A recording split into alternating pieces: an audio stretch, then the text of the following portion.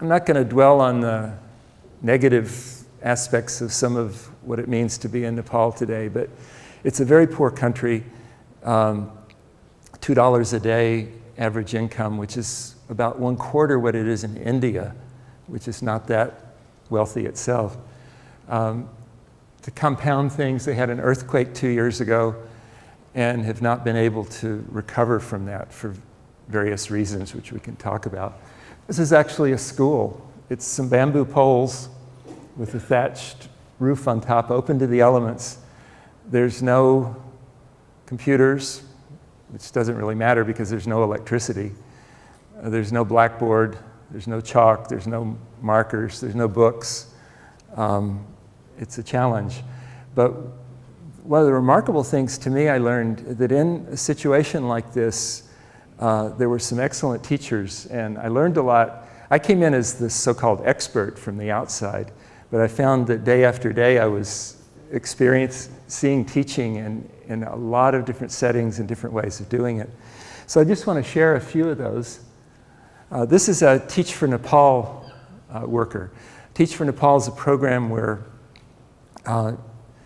young people, they have to be Nepali, who have often technical degrees in maths and engineering, sciences, go into these village schools. And unlike some other Teach for X programs, in Nepal they actually go live in the village. So they live there for 2 years and really get to see things from the point of view of people in the village. And I saw some excellent teachers there. This is in the city in Kathmandu. This teacher is working with some primary school students, teaching mathematics, but using money. So she's holding up different bills and talking about numbers and how they work. Another school that's called Nisarga Batika, which basically means a garden for children. They view the school as a garden. I have a wonderful coffee mug from there that shows a little flower growing. And I saw terrific teaching in that school. This is from a project one of my former students is doing. He got his doctorate in urban and regional planning, and I was his advisor. And he's very interested in mapping. Among the many things Nepal doesn't have is good maps. And you may not think about this a lot, but it turns out we use maps a lot, and it's very hard to have economic development. It's hard to have earthquake resilience. It's hard to do anything without a good map. There are no street signs in Kathmandu, or very few, no street numbers. You don't tell somebody where you are by the street. You tell them in relation to the big international hotels. So I would tell people I'm about a half a kilometer north of the Radisson Hotel. So everybody could find the Radisson Hotel. Then you could go take this alley, take the third alley after that, go down this corner, around the corner, and you could find my apartment. When the earthquake hit 2 years ago, the Ministry of Education could not tell you where the schools were in Kathmandu. So they didn't know which schools had been affected by the earthquake or how to get relief supplies to those schools. Nama, my student, went to the ministry and said, can you show me where the schools are? And they brought out a book that listed 1,500 schools by name, but it didn't say where they were. So you couldn't get to them. The same thing with hospitals and health clinics and other police stations. Nobody knows where things are, and you can't tell somebody else how to get there. Anyway, he has young people work to create maps, and it's an amazing project that involves local knowledge, like a farmer who can tell you that the bridge over the river has been damaged and you can still walk across it, but you couldn't send a vehicle across it. So that kind of local knowledge, all the way to people globally, like for example in Dublin, you could participate in this. He sets out a 10-kilometer grid, and he says use Google satellite images to mark stuff on the map And so they put together information from people around the world plus the local people and try to create maps that can be used to build a better society. But NAMA is also now using this as an education tool. So it's helping to teach what we call civic intelligence, or you might call a community awareness, community asset mapping, finding what's valuable in your community, but also what the problems are, and using maps as a way to coordinate that activity. And that's what these young people are doing. You can see there a woman who is obviously very distressed after the earthquake. And this is one of the villages that was damaged. These are also, I think of as teachers. These are girls in a school that's actually called the John Dewey School in Kathmandu. And I was meeting with the principal, and he had a laptop. They didn't really have school laptops, but he had a personal one. And they came in and asked if they could borrow his laptop. And they went off on their own. They're learning Spanish. And they were using music and dance as a way to learn Spanish. So the laptop had stored these Spanish songs. And these girls, the reason the image is a little blurry is they're dancing, and I couldn't freeze it. But they're dancing, self-organized learning, communal learning, working together, but not without a teacher involved other than the principal loaning the laptop.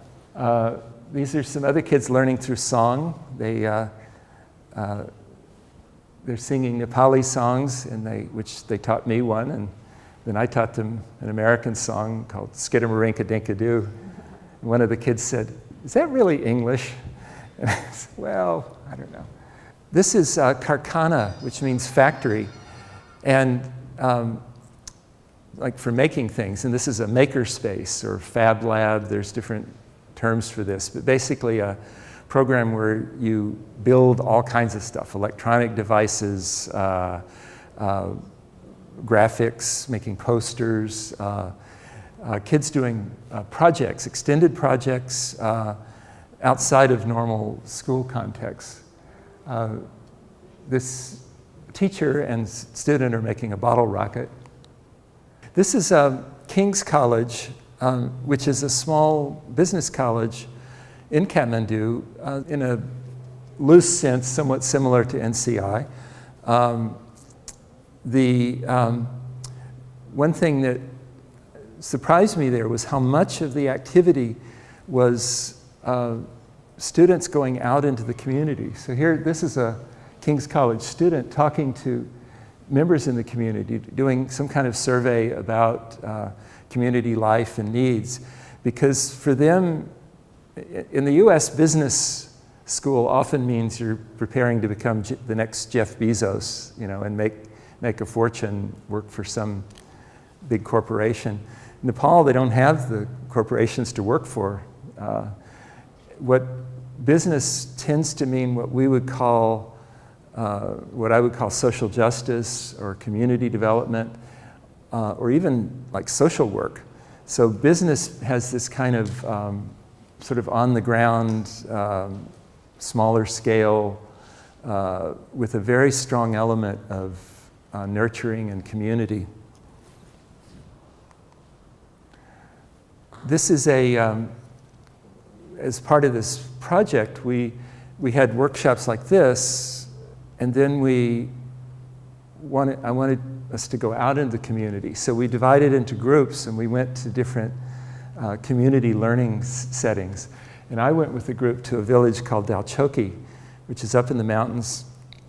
And we talked to children, teachers, parents, administrators, farmers.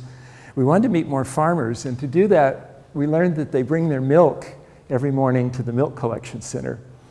And that's the center there. There's a couple of people in my group who were taking pictures. And that corrugated metal building is the milk collection center. So we would talk to the farmers as they brought their milk in. This is the man who does the milk testing. They test it for weight and butter fat.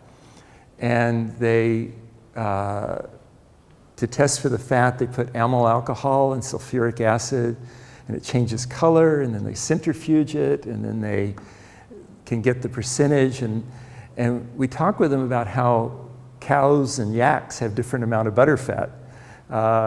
What they eat affects the butterfat. We also talked about how they end up selling the raw milk for practically nothing to be shipped to Kathmandu.